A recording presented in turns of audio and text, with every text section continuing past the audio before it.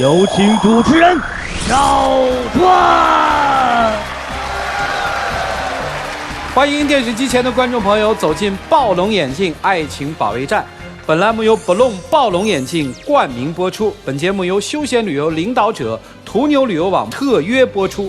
休闲旅游找途牛，下载途牛 APP， 手机预订更便宜。选择幸福，选择亚赛和来盼盼，盼盼到家，安居乐业。本节目由拉芳柔顺洗发露特别赞助，感谢拉芳柔顺洗发露对于本节目的大力支持。节目信息，请大家关注新浪娱乐、腾讯娱乐、搜狐娱乐、网易娱乐、凤凰娱乐。欢迎大家登录优酷、土豆、腾讯视频、搜狐视频、乐视网、PPTV、巨力、爱奇艺收看节目的完整视频。手机下载使用甜甜圈，提出情感问题就有机会在爱宝节目当中得到涂磊老师1对1的解答。使用微信摇电视参与实时互动并分享至朋友圈，就有机会获得实物大奖。今天请来的4位老师，他们分别是来自百合网的首席心理专家周小鹏周老师，欢迎周老师；著名节目主持人马丁马老师，欢迎马老师；影视演员吕家荣吕老师，欢迎吕老师；爱情导师涂磊涂老师。接下来我们当然要看今天第一对嘉宾朋友在他们的爱情道路上碰到了怎样的挫折，各位请看。我们是在学校认识的，开始没有怎么注意到她，也没有想到她会主动追求我。她是那种很一般的女孩，长相和打扮都很一般，但是她对我特别的好，然后我们又慢慢开始交。掌声请出这一对，来，掌声有请。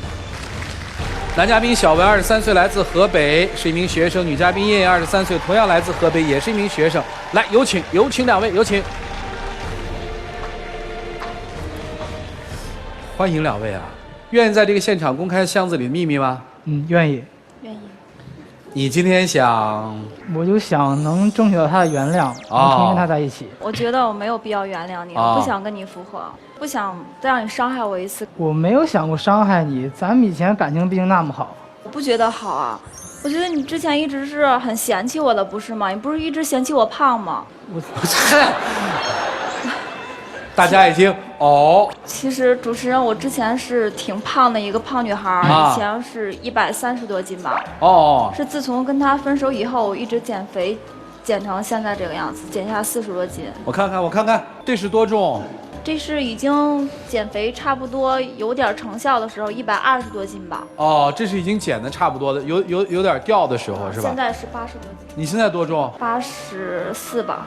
恕我直言，我觉得还是这个好看啊！女生别瞎减肥。可是没办法呀，人家不喜欢我胖的时候啊，一直嫌弃我呀。插一句，恕我直言啊，简直就是人生偶像啊你！啥偶像？我减了这么多年都没有成功过，你能减掉40斤，我的妈呀！行，人家是因为失恋才这样，你还想失恋吗？来，接着说，过去胖怎么了？当时我们俩是一个挺偶然的机会认识的，当时我们一块儿进入一个大学学生会聚会嘛。一块玩游戏，玩真心话大冒险，然后他输了，他选择大冒险，作为代价就是他要亲一下左边女孩的脸颊。你们现在玩的都这么狠呐？然后正好我坐在他的左边，之前一直很自卑嘛，因为胖。当时他还挺帅的，我觉得挺帅的嘛，挺激动的，他亲我那一下，当时都特别喜欢他，当时心情特别激动，然后在那之后就是一直算是追求他吧，然后他打篮球的时候给他准备饮料什么的，上晚自习也给他占位儿，然后最后他终于同意和我试试交往看看。上杆子可不是买卖呀，姑娘啊！追到了之后呢？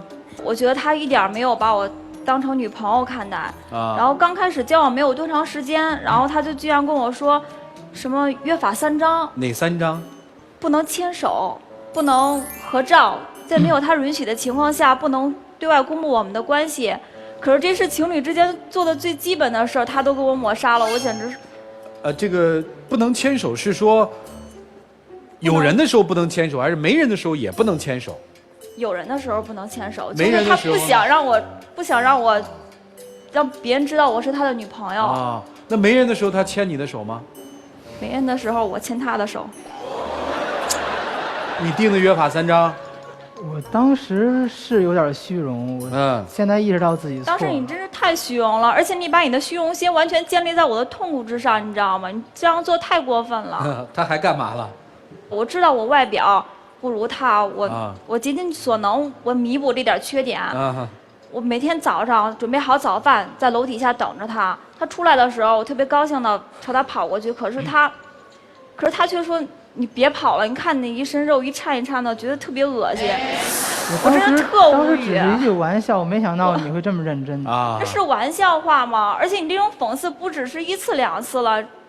平常咱们一块儿出去逛街，看衣服，哪次不是看你喜欢的？偶尔我试1、2件衣服，还有外人在场，你居然说你都那么胖，你还试衣服，你纯属糟践人家衣服。你说的？你这样真的太过分了。我觉得当时我们在一起已经挺长时间了嘛，就是这个是情侣之间在一块儿可以吵吵闹闹，可是开玩笑得有个底线嘛，你老拿别人的自卑的这一点来开玩笑，你不觉得很过分吗？我承认我那会儿确实很过分，我现在知道自己错了。他还干了什么恶心事儿了？这小子。去食堂吃饭，哪次不是你往那一坐玩手机，我拿着饭卡去给你排队买吃的，你想吃什么我给你买什么。饭卡是谁的？我的。这怎么解释呀？他总是就是说他忘充饭卡了，然后我给他刷饭卡。他喜欢什么东西我给他买，喜欢手机给他买手机、平板。他喜欢王治郅的签名篮球，我托朋友费尽周章的给他买。那个篮球我真的挺珍惜的，现在还是那么宝贵的东西我也珍惜，谁不珍惜啊？游戏装备几百几千的我给他买那么好的装备，可是你是怎么对我的？我不是在乎这钱，我给你花钱我乐意。我当时我是知道他对我好，但是当时我你是当然知道我对你好啊，给谁花钱谁不乐意啊？我当时你给我花钱的时候呢，偶尔充个话费，你还想尽办法把那钱要回去呢。我真不知道你是缺这钱吃不上饭是吗？没有想尽办法，只是随口一提，然后那你都提了，我能不还你钱吗？我能不还吗？你都提了，我还不还？我觉得这个吧，反正有点不厚道。他最过分的是，他把他和别的女生的一些亲密合照发在微博上，我实在是忍不了了。我看到那些照片，我真的是觉得压倒骆驼最后一根稻草，我真的是无法忍受你了。之前你跟我提分手，稍微有点分手的意愿，我都想尽办法挽回。你喜欢什么，我给你买什么，买什么都行。哼。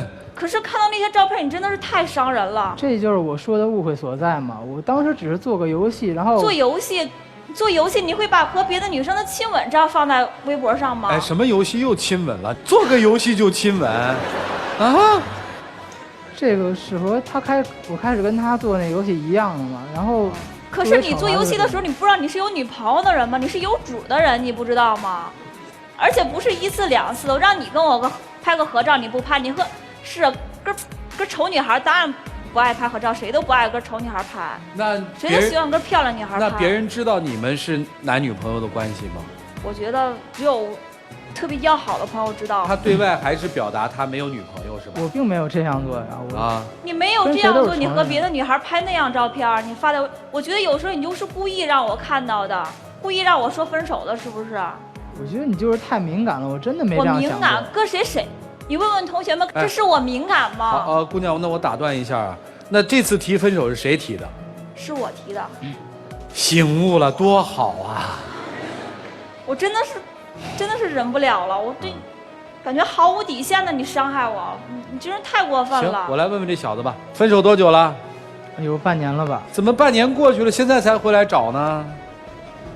看到我改变了呗。其实看到我瘦了呗。其实主要真的不是因为这些啊，我是这半年有经历。你不是因为这些，当初你怎么那时候你怎么没有认识到我对你的好啊？是我以前确实伤害过你，但是我希望您听一下我解释啊，解释。这半年又经历了一段感情嘛，又经历了一段啊，胖子还是瘦子？这些其实不重要，我就是想说，这些都不重要，重要的是能够给他充饭卡。对，我谁花钱花的多呀？这个差不多。说吗？应该是差不多吧。啊，差不多，好歹您出了点血了。别人不乐意给你花钱。你别说了啊，这半年又经历一段感情，然后呢？我觉得那个女孩吧，脾气比较任性。然后我跟他在一起才明白，原来他对我有多好，原来真的是习惯他那么对我好，就像空气一样，自己没有在意过啊。现在真的是特别后悔没人给你买装备了，当然后悔了呀，是不是没钱打游戏了呀？姑娘，我问你啊，你今天为什么来呢？半年多过去了，我只是想让他看一下我的改变，我也能做到，只要我努力，我也能做到，我也能得到别人的认可。不，你现在这样有人认可你吗？最起码我自己认可自己。哎呀，太瘦了啊，太瘦了！我减肥真的是吃了好多苦，可是我一想到他那么伤我，我就咬咬牙，我真的停下来了。我每天减肥，我真的是都饿得要死，上各种健身房、瑜伽课。马老师，想减肥吗？学着点儿。说了嘛，人生偶像嘛，就是。我们宁可胖死，我们也不瘦死。啊，这太恐怖了。总之呢，姑娘，我倒觉得这是一件好事儿啊，就是因为这样一段恋情刺激了你，使你人生又找回了自信。其实胖瘦没关系，是吧？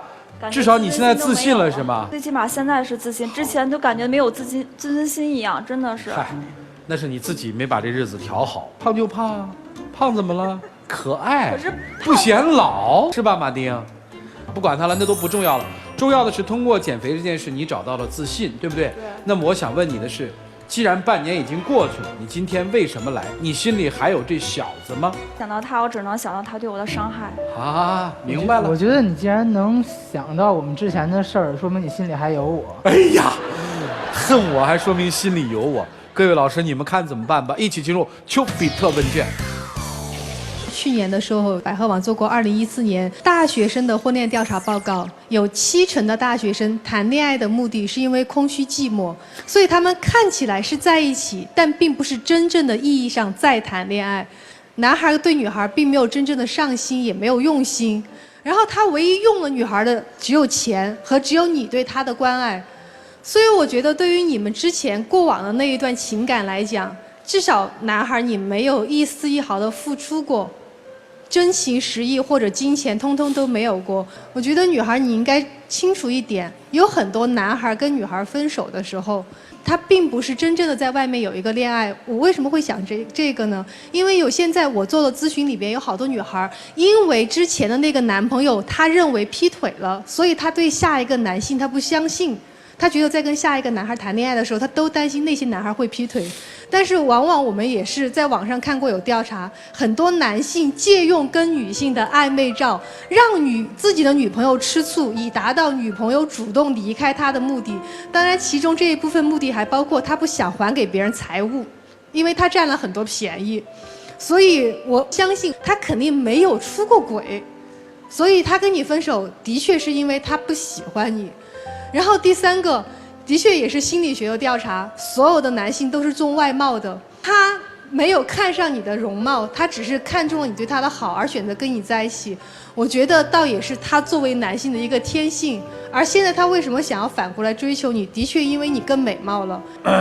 是这样的，的确因为你更美貌了。是这样的，你说对了，但你要补充一点，其实女人一样好色。女人好色，但是你承不承认女人好色？我承认女人好色。那不是了吗？你说男女都好色，你不要说只是男人好色。女人好色的点跟男性好色的点是不同的。女性，特别是作为一个成年女性，她是通过男性的穿着打扮来定断这个男性在婚恋上面、在生活上面能不能照顾他们。他们并不是只看这张脸。而对于大部分的男性来讲，男性看的是脸，女性看的是这个男性的整体打扮能不能带给他丰厚的生活。还有现在女的看小鲜肉流口水的多了去了，好吧，花痴多了去了，好吧，这事儿就过了啊。我想告诉给女孩是，因为失恋能够让你找回自己女性的自信，这是一个最好的地方。当然了，容貌的自信是一个，我更希望你能看到的是，男孩他跟他为什么愿意回来找你，是因为他觉得你对人有关爱。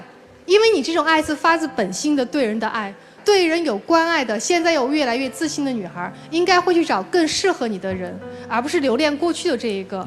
好好的珍惜你的这种自信，但是切记，并不是瘦能带给一个女人真正的自信，而是女人内心当中对自己的认可。刚才周小鹏说那个大学里面的谈恋爱的比率哈，我还觉得挺认同的。关键在你一旦谈了之后，你是不是投入？你是不是愿意在自己青春的这个印记中留下一个特别美好的一个诗篇？哪怕将来分手了，回想起来有伤害，但很留念。怎么样才会有美好的回忆呢？你得投入，就算她不美，她不漂亮，她胖，我也爱你。就算她不帅，她笨，她穷，我也爱你。对，如果你们两个人是这样的故事的话，我一定劝你们复合。但是我只听到了一边的爱，就这个女孩对这个男孩是，但反过来，这哥们儿，细节决定一切。你有一个细节让我特别忍不了，就是当你们已经成为男女朋友之后，他下楼来找你，你说一身肥肉，颤抖着过来，很难看。基于这句话，我就可以非常准确的判断，你根本就不爱他。因为你爱他，你不会嫌弃他。如果你爱他，你会说：“你瞧你这小肥肉，太可爱了。”对吧？就这一个细节就证明你不是真的爱他。但是人总会改变的嘛。他这半年吃了很多苦，我知道。可是其实我过得也不好。哦，你是自己过得不好，所以你发现跟他在一块儿能让自己过得更好，还是回来吧？是这意思吗？啊，那这个问题就更简单了。如果说你当初不爱他，现在爱他，那爱没错嘛，对吧？早晚都是爱嘛。我还可以帮你一小下。你要说这半年离开之后我过得也不好，我想了想，还是跟他在一起，有人给我充话费会比较好。那你不是为了他呀，你是为了自己呀。但是我也会改变自己的，兄弟，不会像以前那样。这种谎言我们自己都说过很多遍，更不相信别人说的。我以后会改变的，我会变得更好的。每个人都说过这种话嘛，对吧？你信吗？既然当初的灰姑娘已经成为白雪公主了，更不用搭理当初的小渣男，寻找自己的王子，好吧？谢谢马老师啊。现在都有一句话，就是我爱的是你爱我。就他基本上是属于这个，在感情中是这个状态。我爱的是你付出，你爱我，你对我好，然后通过这个来取决我对你的态度。我相信在他这个分开的这半年当中，他可能也经历了一些说，哎，这个女生可能还真的没他对我好呢，可能以后也不一定会再有一个女生像他当初对我付出到那样的一个极致，不是谁都愿意做这件事儿的。然后他会觉得，哎，原来那个女生还真的是挺不错的，但是这可能不是爱情。然后包括这个女生，事情已经发生了，我们就不要对过去的自己抱有恨了，包括对这个男生也不要去抱有一些怨啦之类的，过去就过去了。毕竟除了有痛苦之外，你还得到了很多，比如说你变成了一个很瘦的大美女，你要去善于发现在不好的过去当中的你得意点，你看到这个你会觉得啊，这段过去也有它美好的一面，还有当初这么单纯这么简单的自己，那都是很好的一个回忆啦。我觉得过去就过去吧。好，谢谢。网上有一个胖子的爱情宣言是这么说的：胖有什么不对？受尽感情的罪，走过30多岁，依然独自面对。我也有心有肺，也懂爱情珍贵。若给我一份真情，我愿真心相对。这是一个网络作者写的。我们承认，其实呢，爱美之心人皆有之，但厌丑之心，并非人人如此。而又厌丑，又嫌贫爱富的，就更是极少数人所为。赵川原来不说过一句话吗？古来美女皆为寿，唯有贵妃一身肉。啊，那是俗语啊，是吧？其实有的时候这胖和瘦，虽然对于审美有的左右，但并非完全如此。有些人经常说，他人真的不错，就是有点胖，或者说就是颜值不高，所以就不选择他。所以审美真的有点残忍。但有的时候审美又有它的相对性，好看的有更好看的，丑的有更丑的。但是那只是在态度的选择上，而不是说在相处了之后，对对方还会那么的嫌弃。这个男生最让人讨厌之处就在于，他既然选择了你，就不能嫌弃你；他选择了你，就不能因为你对他的那些所谓物质上的资助而跟你在一起。所以我非常赞同前面3位老师的观点。他既然曾经嫌弃过你的丑，嫌弃过你的胖，而你终究有一天会老，会发胖，他那个时候一定还会嫌弃你。就是现在真的有些男生在跟女生在一起吃饭的时候就会说嘛，你不要吃太多嘛，你太胖了嘛。如果真喜欢一个人，这些东西都不在话下，他不会说涵盖到自己的这种态度当中去，而只有真正的不喜欢，才会真的讨厌你那一身肉。所以说，事实大概是摆在眼前了，这个男生真的不爱你。至于他其他的一些嫌贫爱富这些东西也好，希望他以后能够改变。你要是真的喜欢他，你回来找他可以。如果你只是因为我找不到比我更好的，你再回来找他，那你又害了别人一回。就这样。小伙子，我觉得这样哈，就过了就过了，人生错过不要再回头去找，会找得很痛苦。我只是想呼吁吧，我们现在在审美上面大概会出问题。真的瘦就很美吗？只要你健康，你的体重控制在健康的体重之内，胖一点是没有问题的。自信其实最重要。如果一个人因为你长得好跟你在一起，你就记住，时间不长，青春很短。好了，接下来就一起进入柔顺拉芳黄金60秒。刚才好像所有人都是认你惊到我了，你想问什么呢？我想问一下在座的观众，如果是你们的话，你们会怎么选择？啊，如果是你们的话，你们会选择他吗？选择是赞成，不选择是反对。来，各位，请选择。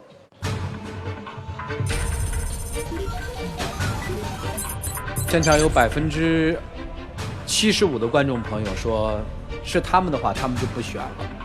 你还会再选这男生吗？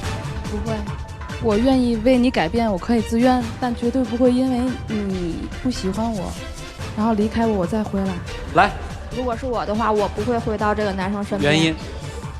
当时他待这个女生特别不真诚。哦。他没有真心诚意的对待这个女生，没有好好爱过，是吧？对，他可能觉得是这女生追的我，我就可以拿着架子去对这个女生。姐们儿，我挺你，不要她。听到大家的意见了吗？听到了。来，两位交换密码箱。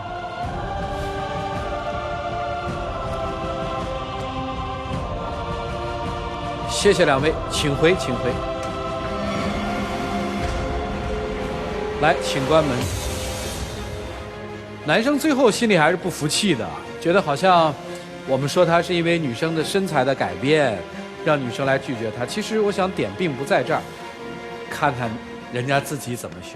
5、4、3、2、1。成功牵手嘉宾暴龙眼镜提醒您，精彩节目马上开始。5、4、3、2、1，请开门。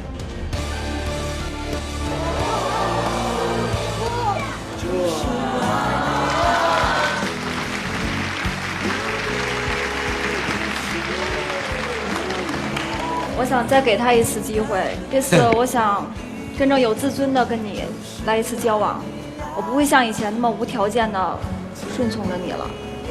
如果，唉，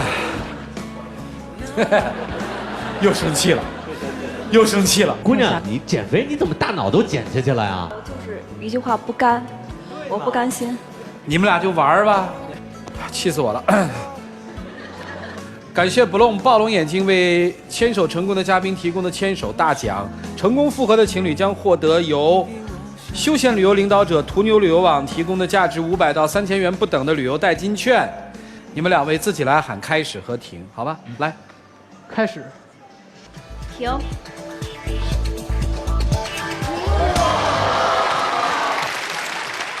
接下来打开我们的幸福之门，有请我们的小花童来，有请。选择幸福，选择亚塞荷兰盼盼，盼盼到家，安居乐业。谢谢啊！哎，钱真妹妹，我们来见证他们的疯狂时刻吧，各位请见证。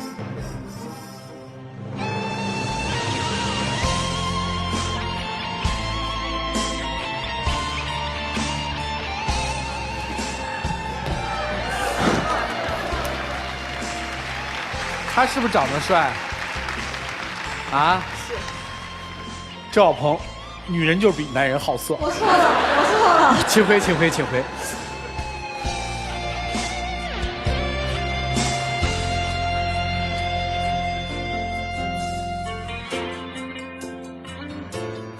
涂老师，回来吧。你这太任性了，哎呀，气死我了！我怎么就不能任性一回呢？我也走多好啊！如果接下来这对还是这样，我想今天还真是要疯掉了。我们来看这一对吧，这一对的经历和故事，其实挺挠你的心的。我曾经有个幸福的家庭，可爱的孩子，一个很体贴的老婆。我一直都很相信他，但是我真的没有想到他会背叛我们的感情。我真的知错了，一时鬼迷心窍，才会那样伤害他。我那时候还怀着孩子，他竟然跟那个女人跑了，我彻底的心碎了，不想再原谅他，所以我选择了离婚。老婆，我真的知错了，是我一手毁了这个家，请你再给我一次机会。这一对的情感走向会趋向何方呢？掌声请出他们，掌声有请。男嘉宾小雷35岁，来自湖南自营店主；女嘉宾小友33岁，来自湖南自营店主。来，有请两位。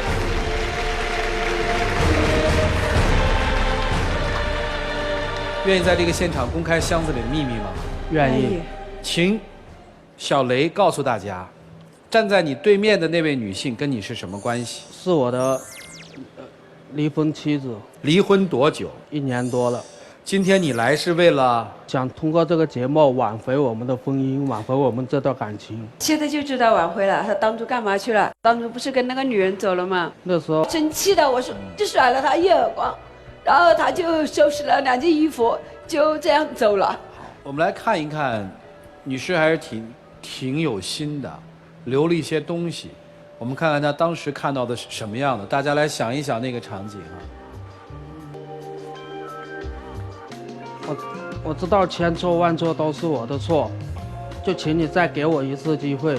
男生，你说以前的钱不在你那儿吗？以后抚养费给你，房子不要想，你别后悔，是吧？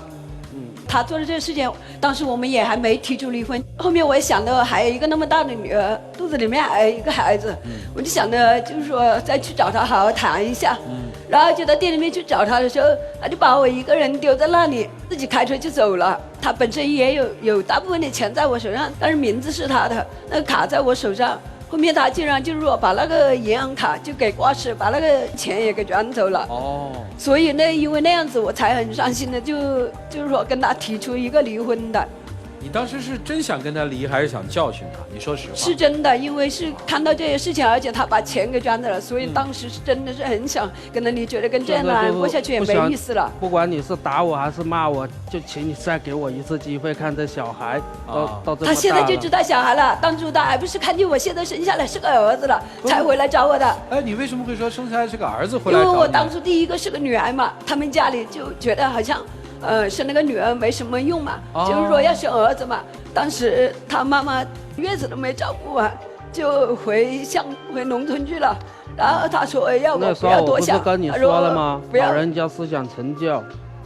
是啊，那个时候我也听了他的话，因为那个时候我们也感情挺好，我觉得只要老公对我好也没什么的。后面我怀第2胎，我家婆也挺高兴的，就赶紧过来照顾我。但是后面他一过来照顾我了，觉得我怀孕的那些症状啊，那些呕吐的现象啊，跟怀女儿那个时候是一样的，他就觉得肯定这个肚子里面又是个女孩了，就不怎么乐意了，就不高兴。然后他也是一样的，但是老人家不高兴还是他不高兴？他也开始也有的不乐意啊，因为别人朋友也说看见我那个肚子的形状跟我怀女儿一样圆圆的嘛，他说那肯定也是个女儿，他自己肯定在心里面也认为是个女儿，都没有做过多的关系。那时候主要是因为呢，就是说我俩一见面呢就跟我吵架，加之呢就是七姑八婆的，我爸我妈呢老是在耳边唠叨。我来问几个问题好不好？好的。他第1胎生的是个女儿，这个在你心里有芥蒂吗？说实话，今天咱们说实话好不好？说实话没有介意。你们离婚是在他孩子就是第2个宝宝多大的时候？那时候第2个还在怀孕，还在孕期。那他怀着孕怎么好意思离呢？是我提出离婚的。你就走了？那他生完孩子，你过来照顾他了吗？没有，那时候不是一时鬼迷心窍。那因为那时候我也不想看见他。你承认那个时候是鬼迷心窍是吧？对，那时候加之外面还有个女人在一起，所以就做出来最糊涂的事。什么时候你发现说这个女人才是你的爱，那个不是的？自从离完婚之后呢，那个女人呢，就是说只想得到我的钱，不是真心爱我的。哦，那个时候你的前妻、你的妻子在时间上面推算，也差不多把孩子生出来了，对吧？对。那个时候你回去看他了吗？回去看，但是他爸妈都不让我，我只能呢偶尔就是说去学校去看一下我的女儿住。现在你等于跟父母住是吗？对啊。离婚的财产是怎么分配的？店给了谁了？都是店跟那个房子都给他了，因为当时我就只想着尽快离婚，然后他就给了我20-30万块钱，大概30万吧，就给了把钱给我了。然后我当时也是想的，然后他也答应出抚养费嘛，就想着尽快的离婚了，反正我都答应了，也不想住那个房子。明白。咱俩现在女儿儿子都有了，就是说毕竟血如鱼水。我想给孩子一个更完整的家，以后不会再保证以后再也不会做出那这样女的到底骗了你什么，让你一下就幡然醒悟了？跟那女的去过，怎么还回来找我干什么？那女的就是说平常一出去了，就是说今天买这里，要是买那里，根本就没当家过下去一样。好，那是那个女的主动离开你的，跟人跑了，还是你主动离开那个女人？我离开那个女的，是你主动离开她的。对。好，其实今天从这位女性来说，我觉得特别独立，而且她在这个选择上面，还真是我看她那个时候的选择，我觉得是对的，是正确的。既然你出轨了，既然你心已经不在了，既然你不再爱这个家了，她选择了一个特别独立而自尊的方式，那就是我们俩离婚，我来带2个孩子。1年之后，男人开始悔悟了。而女生站在了生活的十字路口，不知道该怎么办了。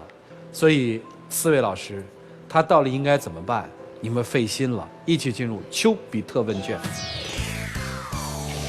我想先问女嘉宾一个问题：7岁的女儿肯定会问你，妈妈，你为什么不跟爸爸在一起过了？我没有告诉女儿。那你会怎么回答？我说，爸爸现在工作比较忙，然后爸爸跟妈妈之间有一点误会。然后他有时候会去学校找他，他也有探视权嘛，我也不会说不让他见女儿。那您见到女儿的时候，女儿会问爸爸你为什么不回家？你会怎么回答呢？我老是就是说逃避这个问题。就你责任的人的话，不妨给你们一点时间考验，1年也好，2年也好，看看他是不是真的能够再次担当起做爸爸的责任来。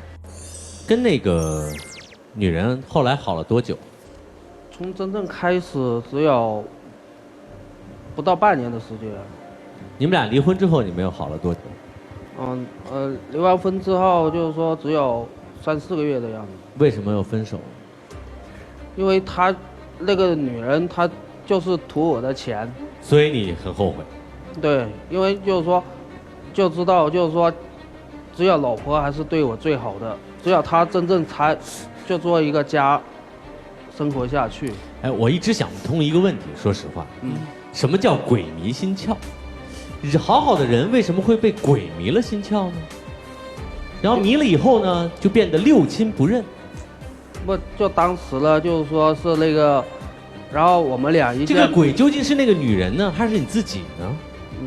是自己内心的鬼，在外面沾沾惹草。你还都挺明白这些道理。鬼一定是自己心中的欲望，控制不住。对对对，动物控制不住自己原始的欲望，我们可以理解；人控制不住原始的欲望，做出一些禽兽不如的事情。知道自己错了。反正我这个人对待这种事情心一般都比较冷。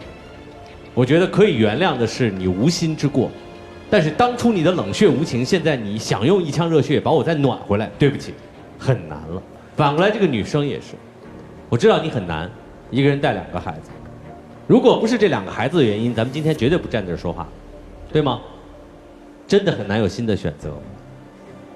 可能也没想那个事吧，因为第2个孩子还很小。对啊，我是说现在还能再迈出新的一步吗？带着2个孩子，不知道。他们这种状况，就是因为他很难带着孩子再迈出新的一步。如果他可以的话，他一定不回头再要这个曾经背信弃义的男人。只不过很难，但是因为难，我们就要接受过去吗？因为难，我们就让这个背信弃义的人一定要回到自己身边吗？一定要生活的困难，因为再嫁很难，所以就原谅过去的悔恨，然后让爱情重来吗？我不这么认为。我想问这位男士，你还爱你的前妻吗？爱，因为毕竟我们在一起有10年了。那这个女士，我想问一下，你还爱你前夫吗？我不知道。还是说你太恨他了，你不知道爱不爱他？对啊，也会想看见了，也会想你之前的事情。有点放不下那种背叛的那种痛苦，是吧？我是想说啦，在爱情的忠贞度上，没有谁能保证了。就是原谅了他之后，你也不能保证他永远不会再犯这个错，很难讲的这种东西。就算此刻他真的决定我发誓，我死都不会再犯类似的错，也没有人能保证这个东西。我觉得不如洒脱一点，因为你本身就是一个非常独立的女性了，已经从这个事件上就看得出来，你可以很洒脱的、很决绝的决定我离婚，我自己带孩子，我自己承担自己，而且你依然活得很好，你非常成功。作为女生来讲，你已经很厉害了，你做得很棒，而且甚至于说是他回头来找你，觉得还是我的老婆好，你已经成功了。所以这个时候你可以任性一点的让自己来选择，如果你还爱他，你就跟他在一起，当然忘掉过去那些东西，既然决定了。如果以后他还对你不好，那就再离开他又怎么样呢？就是我们活得洒脱一点可以，或许可以这样，建议而已。于老师给了另外一条路，现在不是很难吗？既然没别人，反正这不是来了吗？再看看呗，活得洒脱一些，更趋向于小鹏老师的那条路哈。两个女生的观点基本是一致了。我们听涂老师怎么说。我们听过一个成语，叫抛妻弃子。抛妻是背叛，弃子是非人，这动物都做不到的事儿。所以说我根本不相信什么鬼迷心窍。鬼迷心窍可以说被狐狸精迷了眼，可以抛妻，但弃子是我更在乎的这一点。有些男人他会抛妻，但他不会弃子。他可能暂时被一个女人迷住了眼，说我要寻找爱情，或者甚至更直白一点，我就是喜新厌旧，但他不会弃子。弃子是人性当中的底线。你再来回顾一下，他弃子的时间特别的残忍，有一大的怀了一小的。第二，他弃子的时候短信上的那些话我们再回顾一下，房子你是别想了，不会给你的。但凡是有点良心的男人都会说留给孩子吧，没有，他很残忍，而且是2个孩子，而且有一个孩子还怀在肚子里。所以我们仔细去分析一下这个问题，不是说简单认一个错，哎呀，人谁不犯错嘛，总是可以原谅，你要看他犯什么错。有些女人可以原谅背叛，有些人不能原谅，但这个都不重要，最关键我还是在乎这个弃子，因为是自己的亲生孩子。他居然能够连2个孩子，一个7岁，一个还怀在肚子里面，他可以不闻不问跟另外一个狐狸精在一起，而且在一起1年时间。你想想看，他这漫长的这1年的时间，他不想你，他不想孩子吗？他鬼迷心窍，可一阵子，他可能是那么长的时间吗？不可能。这人本性有问题。当一个人本性有问题的时候，我认为他没有什么机会来弥补自己的过错。不要说我看人绝对，我分析问题就是这样的方式。你可以原谅他背叛，但是有关于那些过往、那些弃子的那些过程，我认为丧失了人性的一些基本的东西。所以你自己好好考虑一下。有一个话我刚才忘说了，我必须要补充一下，必须得有儿子是吧？不是的，我没这个想法的，只是说农村嘛，就是说老人思想。只是老人有这个想法，你没这个想法。对，我没多大这个想法的。不可能，台本里面说了，那个女生跟他说：“我可以跟你生儿子。”台本里面说了。那个第三者有没有告诉你说要给你生儿子？有还是没有？那时候只是说有这个想法。你抛妻弃女，是2个，还2个。对，我把这个子换成女了，是因为抛妻弃子，那个子是因为是女2个。如果是一子一女，说不定就不抛了。我同意老师们的不同角度的分析，他有些事情做的确实是，你可以叫人性缺陷吧。那面对这种人性缺陷的时候，可能有些人的这个缺陷，因为有些事情的刺激，他转变了；有些人可能一生真的就是变不了了。所以，选择原谅，这就意味着，有可能你还要拿你的后半生去赌。最后的意见你来拿，因为确实不好定，在理性上面觉得真的不能原谅，但是你一放到感性里面，你会觉得有现实问题啊，有孩子的问题啊，有他的问题啊，有社会问题，综合在一起的时候，我也那种想理性的用自己的义气就差时间来。证明这一切，我是真心的。好，剩下的时间，你抓紧说给他听，一起进入柔顺拉芳黄金60分。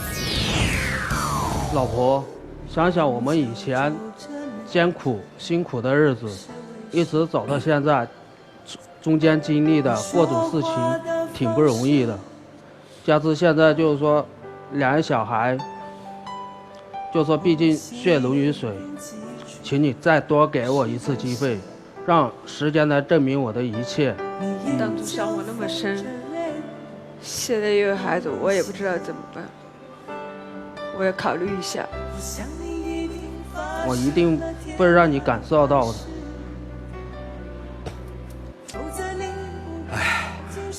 知道自己做错了。好了，还有一次求助的机会，我不知道你们谁要，是你还是你？我要。你要哈？来，3种方式 ：A. 求助现场观众 ；B. 倾听第三方的声音 ；C. 求助爱情导师。现场观众吗？那你想问现场观众什么呢？求什么呢？就是说想叫他们帮我完成这个，就是说我们的幸福下一步。啊，我明白了，我换一个说法吧。你先看看大家对你的这个态度好不好？先别那么急。各位，请拿起手里的表决器，请你们把自己放到这个女性的身上。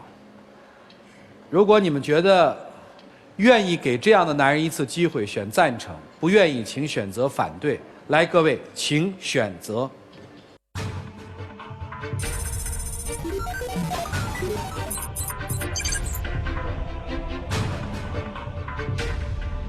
好，现场100%的观众都说了，如果他们是你的前妻，他们绝对不会原谅你。我觉得这就代表了一种理性而主流的声音。但是，我们无法代替你生活，女生心里会很清楚，她苦什么。有些东西我们外人真是无法体会和体谅。她的这种离婚，给她和孩子带来的压力，我们也无法体谅。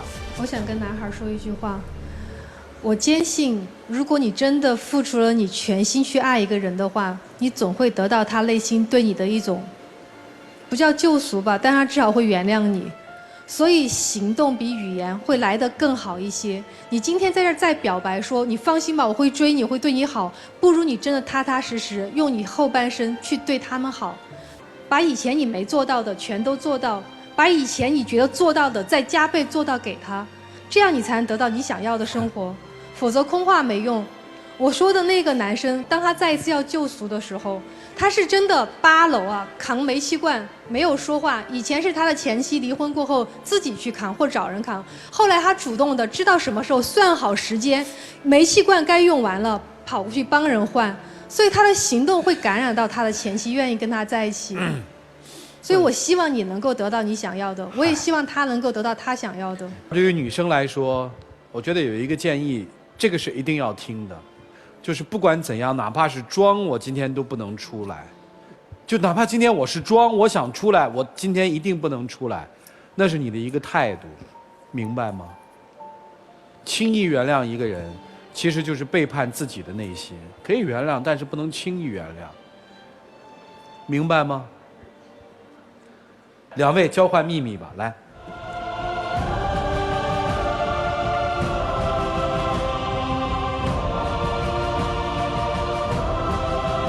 来，请关门，请关门啊！一段这样的婚姻，前夫开始回头来找，前妻到底应该怎么办呢？其实真的挺难的。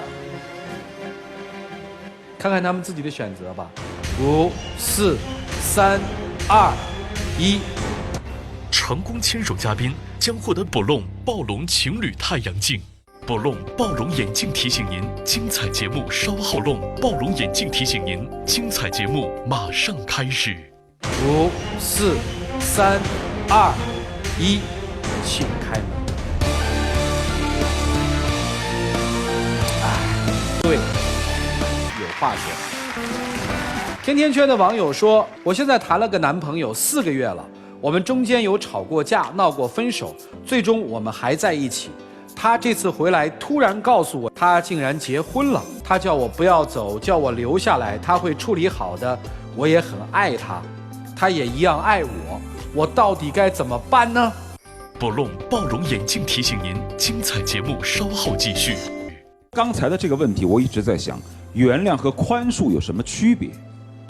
如果原谅只是说谅解你的错误，而宽恕更多的是选择和你重新在一起。所以有的时候我们似乎太滥用了原谅这2个字，原谅他人很容易，宽恕自己非常难。